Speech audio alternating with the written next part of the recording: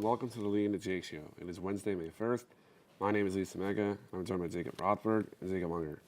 Coming up, I give my take on why New York sports is in trouble. Later, Jacob Unger will talk about the AFC East quarterback situation, while Jacob Rothberg will talk about TC Sabathia, who just recorded his 3,000th career strikeout last night. First, let's talk about this time period in sports. NHL and NBA playoffs going on. Baseball's in full swing and not too far removed from the NFL draft. With so much going on, what are you guys watching in the world of sports? I know right now I'm watching a lot of the NBA playoffs, and I was watching last night the Warriors and Rockets when Steph Curry, James Harden, and Klay Thompson were hitting just about any shot they were taking. So that game was pretty incredible. It ended up being like a 7-point difference or something like that for the Warriors to take a 2-0 lead going into Houston. So I know that series is one that I was hoping the Rockets could, maybe pull the upset, but now they're down 2-0, so it's looking a little bit tough. With so much on, NHL playoffs, NBA playoffs, MLB, there's just so much things to watch. So honestly, I just usually put on the hockey game, go to the basketball game, and then check the late baseball game. So I'm watching everything right now. Yeah, it's definitely a crazy time. I'm flipping between basketball, hockey, and especially now the Yankees on the West Coast road trip. Yeah.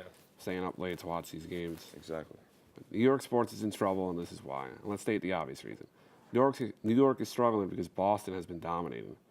The Red Sox are defending World Series champions. The Patriots are defending Super Bowl champions. The Bruins are currently the favorites to win the Stanley Cup.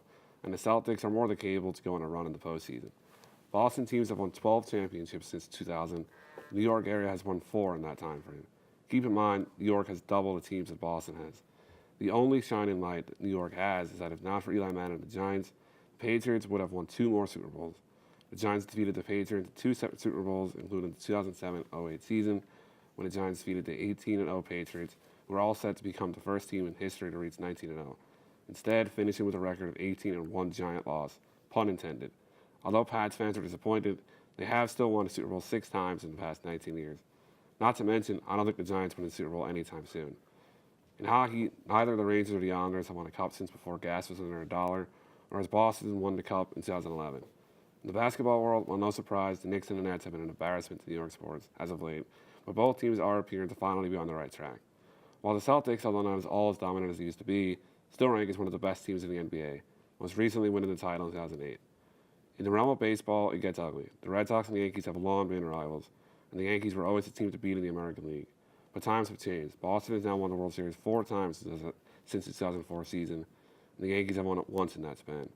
Most recently, Boston knocked out the Yankees in rather comfortable fashion in the ALDS, en route to their World Series victory.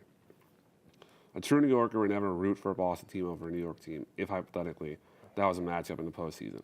Except for Rangers and Islander fans. I can't stand the Islanders, and I'm sure the feeling is mutual. If the Mets played the Red Sox and only have to play the Red Sox, I would root for the Mets to win. Just like the majority of Jets fans rooted for the Giants in the Super Bowl.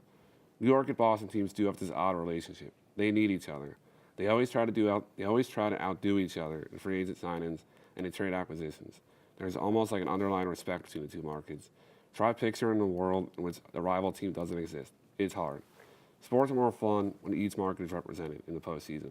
Let's hope New York teams can put more of a fight, except for the Islanders. I really hope they don't put up a fight. That's it for my take now. Here's Jacob about the AFC East quarterbacks. The AFC East has a whole new look and new generation of quarterbacks, especially from the 2018 draft in the first round. So today I'm going to give you guys a little quarterback breakdown and rankings of the AFC East. To start off, Tom Brady keeps his spot up top as he's had for years, and he's the only established player at the position in the conference. Brady has been one of the stars of the NFL ever since he made his debut and has gone on to create football's best dynasty with Coach Bill Belichick, winning a lot of Super Bowls. Brady is now 40, but there's never been a decline to hit his game, and he's still giving top production. It's no surprise that he's number 1 because he still is number 1 in the NFL, not just the conference. Number 2, I give to Sam Darnold. Darnold is coming off an up-and-down rookie year, but he did finish on the season on a high note and as good as any QB the last few weeks of the season. The Jets did their part in helping him by adding weapons like Le'Veon Bell and Jamison Crowder to help the development of the young USC alum. The Jets are expecting him to make a huge leap with another year of maturity and a year of NFL experience. Number 3, we have the freshly acquired Miami Dolphin, Josh Rosen. When the Cardinals selected Kyler Murray with the first pick in this year's draft, Rosen needed a new home and found a great spot in Miami where all he needs to do is beat out Ryan Fitzpatrick in a summer competition. That shouldn't be easy because Ryan Fitzpatrick is an older journeyman that's made his way around the league, while Rosen's a young quarterback with a lot of potential and talent. Rosen's coming off a poor rookie year in Arizona. However, the talent on the Cards was beyond terrible, and the Cardinals had no O-line that really couldn't even block for him. Rosen was getting sacked within 2 seconds of plays starting and didn't even have time to go through progressions last season, so it really wasn't the best opportunity for him. Now he gets the fresh start that he's always needed, and hopefully he'll have an O-line that can actually block for him. He's known for his pocket passing and accuracy from staying inside the pocket, and is not the most mobile of quarterbacks. Lastly, we have Josh Allen of the Buffalo Bills. The tall Wyoming QB has the best physical traits of all of these guys on the list. Allen is tall, standing at 6'6", and is in good shape, not overweight or underweight. He has a rocket arm and can throw the ball as far as any quarterback in the league, or put as much power on a short route just as well as about anybody. And lastly, in his 6'6" body, he could run the ball very well for a quarterback. He has long strides with that 6'6" build, and he has even been seen to leap over a defender. What Allen struggles with is his decision-making and finding the right receiver. Sometimes Allen will rather run the ball and end the play instead of taking his progressions and finding the open man. So all these quarterbacks, except for Tom Brady, are young with tons of potential, and these guys should be around for years and years to come. They're all expected to take new leaps with different schemes and receivers and another year under their belt. It's going to be a nice rivalry to build in the conference for years to come, as they were the second, third, and fourth quarterback taken in last year's draft, and all in the first round. The only quarterback to get drafted higher was Baker Mayfield of Cleveland, and he did go first overall. So that's my take and how I think the AFC East quarterbacks are looking this year. Jake, what can you tell us about CC Sabathia? Well, CC Sabathia added to his extensive Cooperstown resume Tuesday night at Chase Field by recording his 3,000th Major League strikeout. The milestone came in the bottom of the second inning as the New York Yankees lost the series opener, unfortunately, to the Diamondbacks.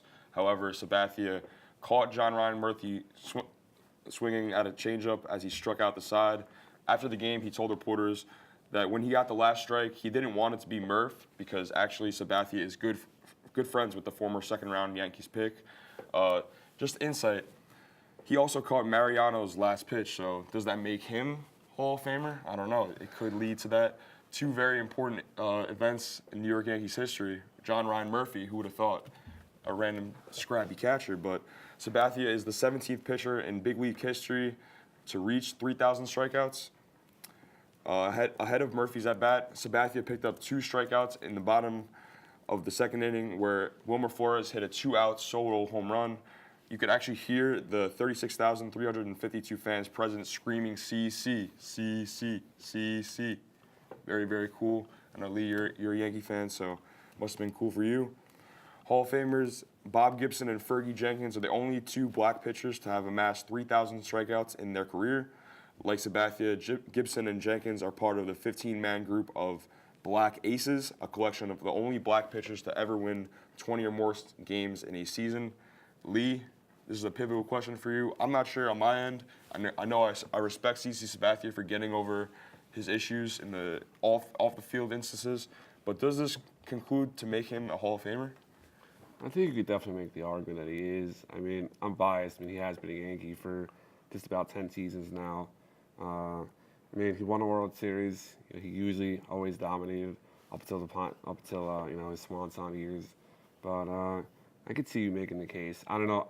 He's definitely not a first ballot Hall of Famer. Yeah, that's the thing. When I look at CC Sabathia, I don't see an automatic, oh, he's the Hall of Famer. It just never rang a bell for me. What about you, Jacob? Maybe I'm just a Mets fan and I'm biased. I mean, I think it could take years. Like Lee said, I don't think he's a first ballot Hall of Famer, but he had years of dominance with Cleveland and New York where, you know, he was a big lefty with a dominant fastball, and then once his fastball went away and he got older, he reestablished himself with his secondary pitches and his changeup and curveball. So I could see him getting in, but I don't think he'll be first ballot Hall of Famer. I think that's a little unlikely. And it's a little reach for John Ryan Murphy to be considered a little bit of Hall of Fame realm. Maybe Monument Park, but I don't know about a Hall of Fame.